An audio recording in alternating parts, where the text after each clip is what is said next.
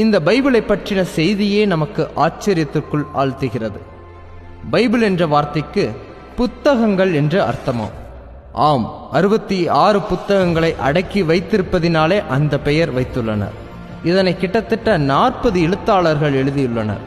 இந்த 40 எழுத்தாளர்களும் வெவ்வேறு காலத்தில் வாழ்ந்தவர்கள், வெவ்வேறு மொழியை பேசக்கூடியவர்கள், வெவ்வேறு தொழில் செய்கிறவர்கள், வெவ்வேறு நாட்டை சார்ந்தவர்கள்.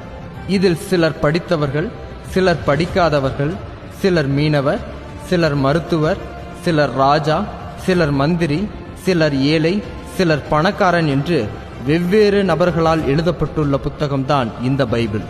ஆனால் இவர்கள் இத்தனை பிரிவினை உடையவராக இருந்தாலும் ஒரே கடவுளையும் அவரை அடைய ஒரே வழியையும் வலியுறுத்தியுள்ளது ஆச்சரியத்திற்குரியது.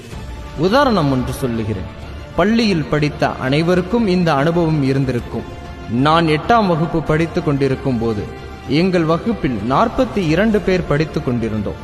ஆசிரியர் ஒரு தலைப்பை கொடுத்து கட்டுரை எழுத சொன்னால் அந்த ஒரே தலைப்பை 42 பேரும் 42 வித்தியாசமான கட்டுரையாக எழுதுவோம். எத்தனையோ எதிர்மறை இருக்கும்.